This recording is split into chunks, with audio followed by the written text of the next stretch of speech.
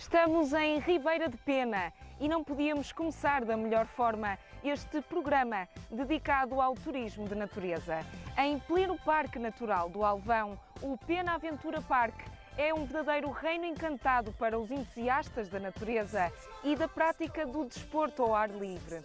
Aqui, a paz e a aventura, por incrível que possa parecer, andam de mãos dadas.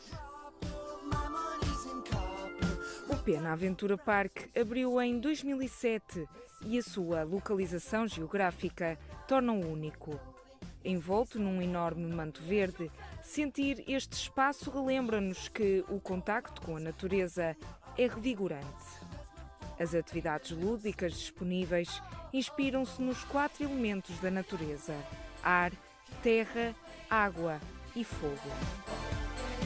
Temos várias atividades relacionadas com a descoberta da natureza, fora do parque também, desde as rotas de todo terreno, desde os passeios de bicicleta, desde os percursos de canoagem que realizamos no Rio Tâmega, os percursos de caminhada aquática que podemos fazer no Rio Laredo, o canyoning que fazemos mais na época de verão no Rio Poio, e temos também atividades para os mais pequenos. Temos o Pena Aventura Kids, onde realizamos atividades como os trampolins, os percursos de aventura, as dinâmicas de grupo, os campos de férias. Temos atividades para todo tipo de pessoas e para todo tipo de eventos. O Fantastic Cable é a atividade mais procurada. Consiste numa descida entre montanhas, num cabo com 1500 metros de comprimento, que liga os lugares de Lamelas e Bostelo. A sensação é semelhante à de voar. A velocidade chega a ultrapassar os 130 km por hora. O comprimento do cabo faz com que seja o maior Fantastic Cable da Europa e um dos 3 maiores do mundo. Temos atividades mais de adrenalina, atividades mais softs, mas sem dúvida que a atividade principal do Pena Aventura Park, ainda hoje continua a ser, é o Fantastic Cable. É uma experiência onde nós podemos vivenciar o que é muito próximo daquilo que é voar, durante cerca de 1,5 km. Obviamente que além do Fantastic Cable temos outras atividades dentro do parque, o Alpine Coaster. O recorde foi batido 2 vezes este ano, foi o ano em que fizemos mais descidas por dia, foram cerca de 330 descidas no dia. É muita gente a descer, obviamente que o processo não consegue ser muito mais rápido. Quando temos essas situações que temos muita procura para um determinado dia, iniciamos mais cedo também com as marcações.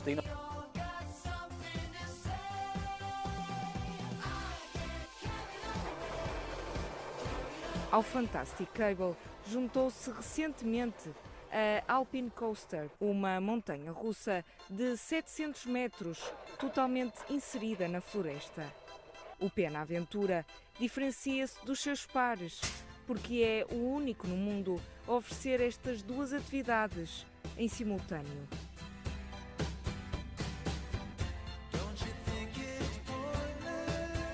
São milhares de visitantes que chegam a Ribeira de Pena anualmente em busca de aventura e adrenalina.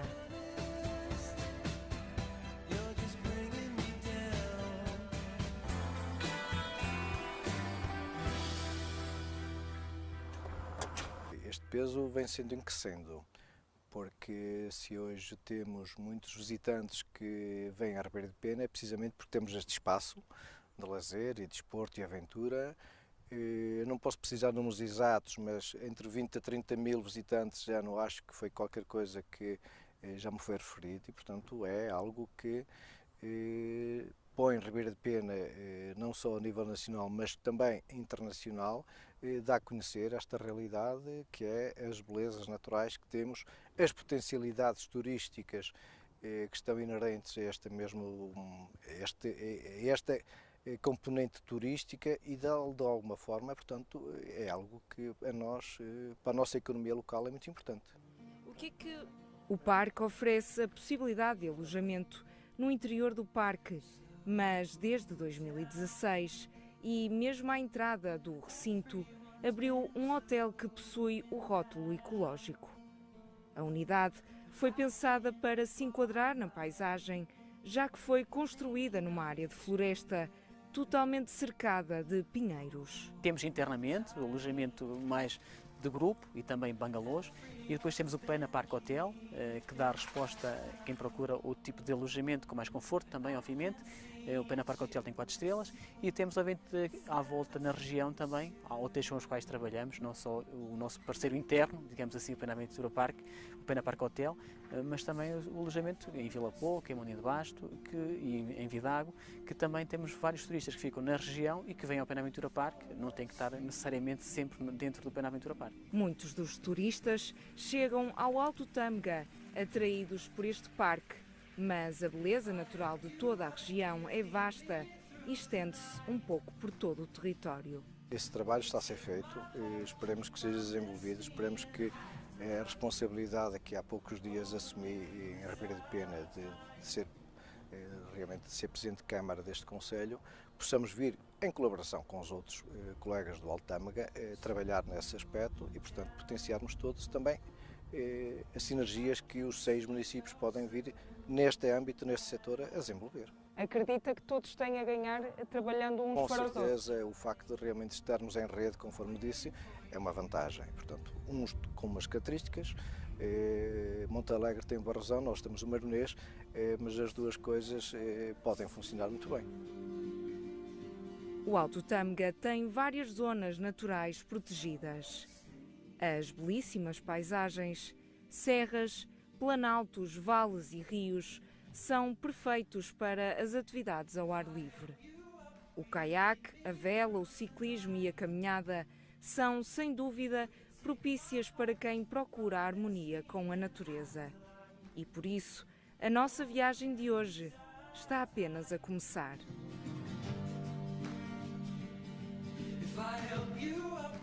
O património natural do Alto Tâmega surpreende a cada visita. As paisagens de perder de vista proporcionam aos visitantes momentos de contemplação e de pura conexão com a natureza.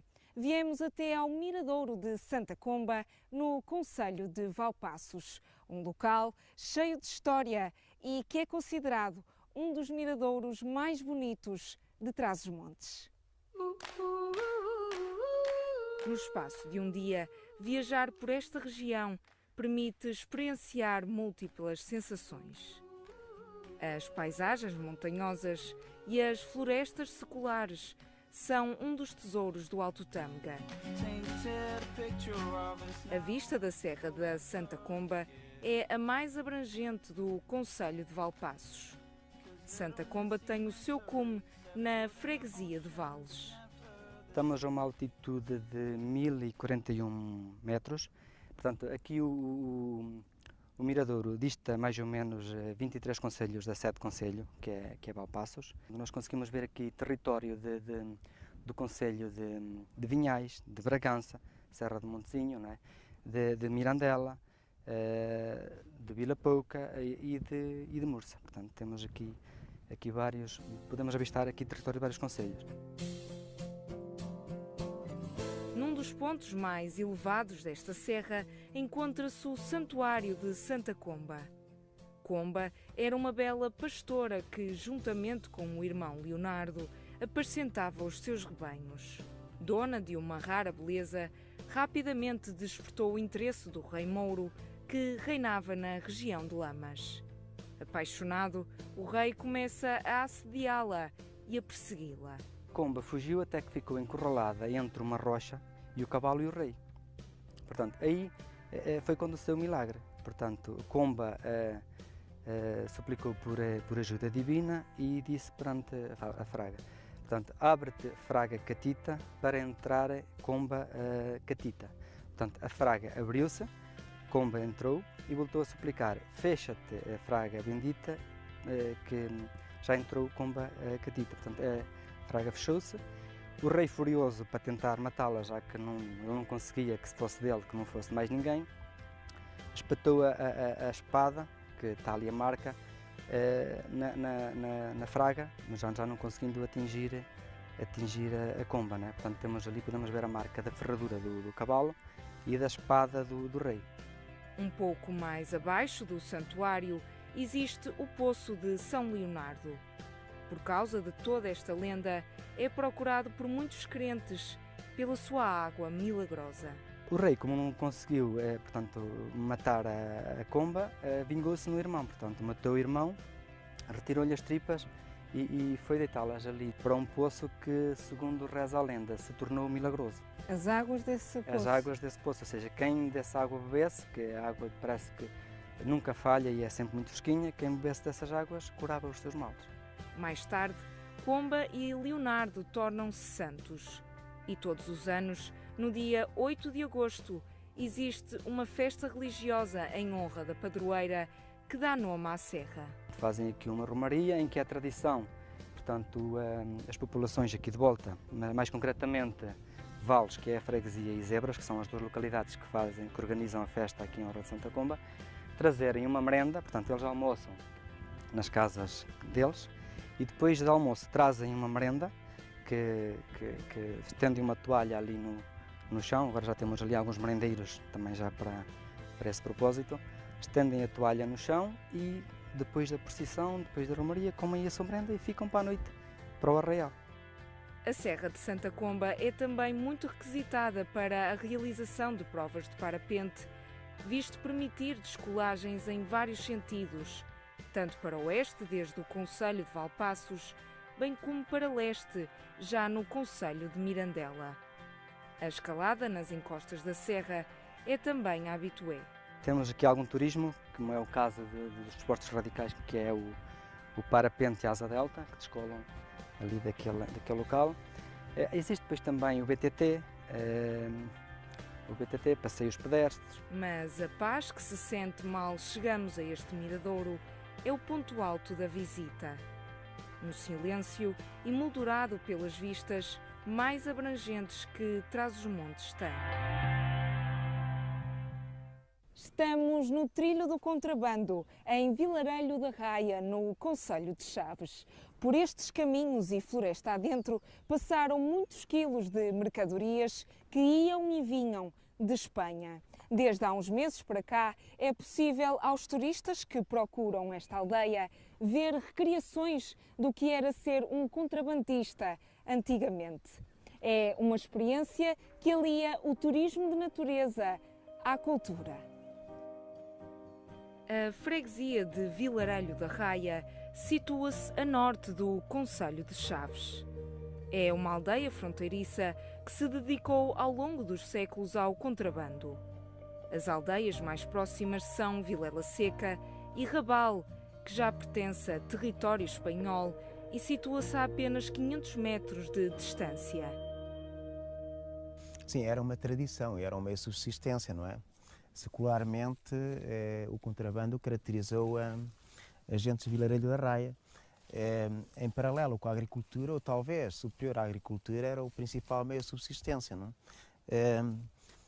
Vilarelho da Raia, como sabe, está bem situado em termos de raia, não é? Porque é rodeado por raia fluvial, raia seca, raia de montanha, raia de val e, além disso, é do lado nascente, do lado norte e do lado poente.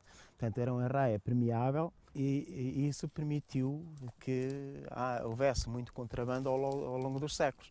Por isso vinham para aqui muitos forasteiros a viver e era uma aldeia muito populosa nos anos 50, talvez 1600 e tal habitantes. Não? Mas o que era realmente ser um contrabandista antigamente? O que passavam estes homens, cuja vontade de ganhar a vida os fazia suportar e enfrentar tudo, até as autoridades do regime, ou como lhes chamavam, os carabineiros. De idade de 16 anos, que com a idade de 16 anos vai ver o que era o contrabando e o que foi a nossa vida.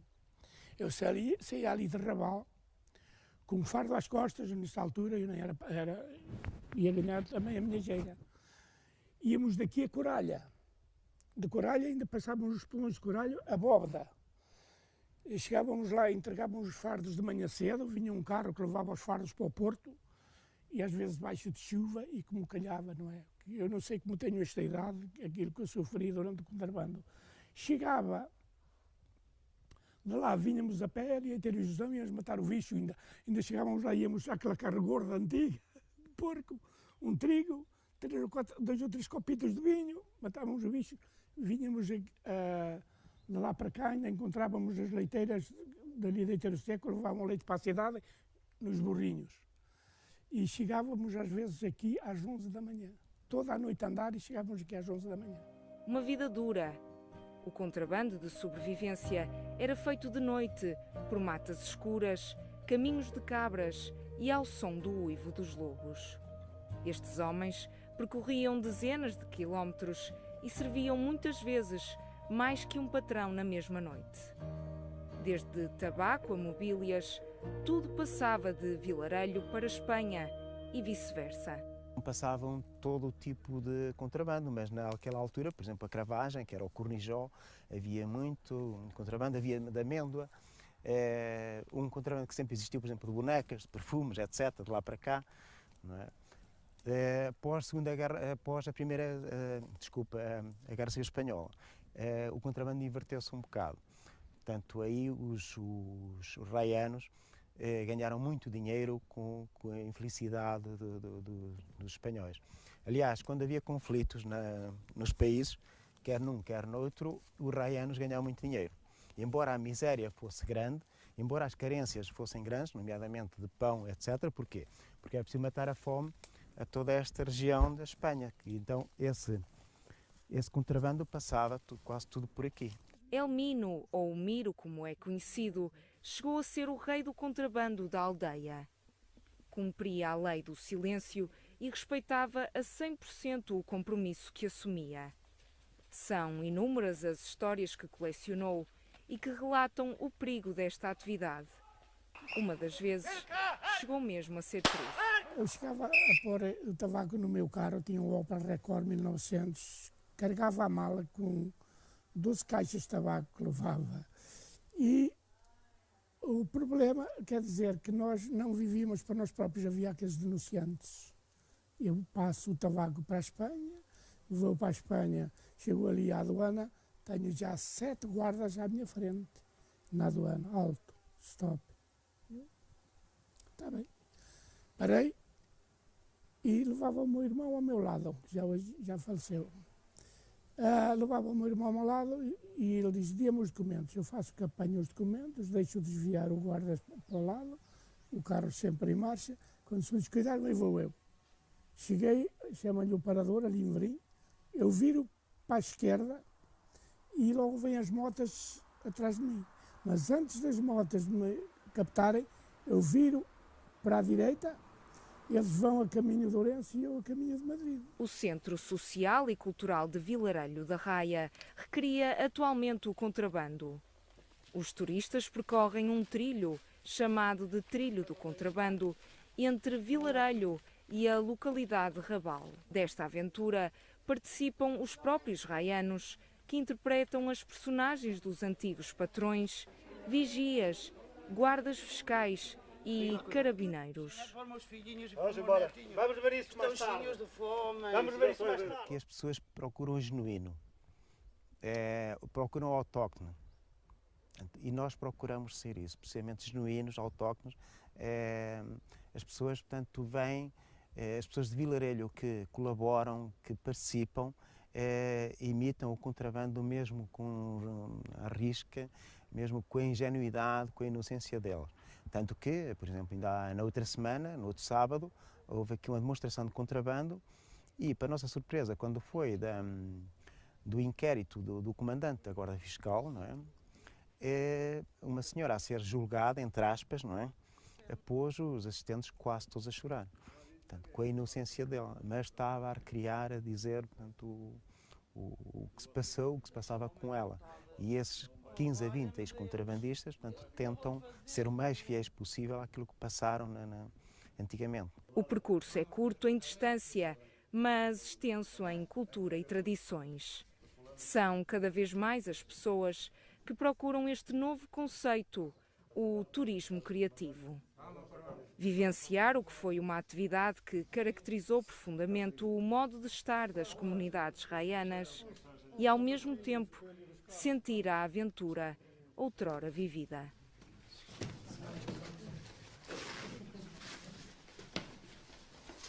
Sapatos.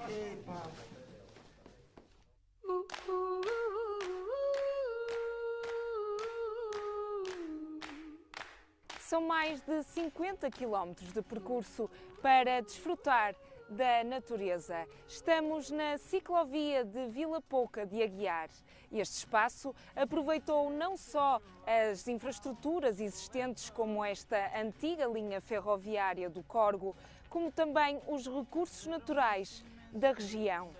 Para quem não é entusiasta do ciclismo, existem também muitos trilhos pedestres espalhados pelo concelho.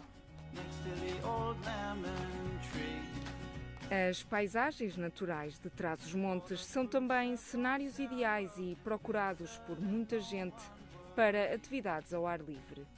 O ciclismo e a caminhada são as modalidades prediletas para quem procura a harmonia com a natureza.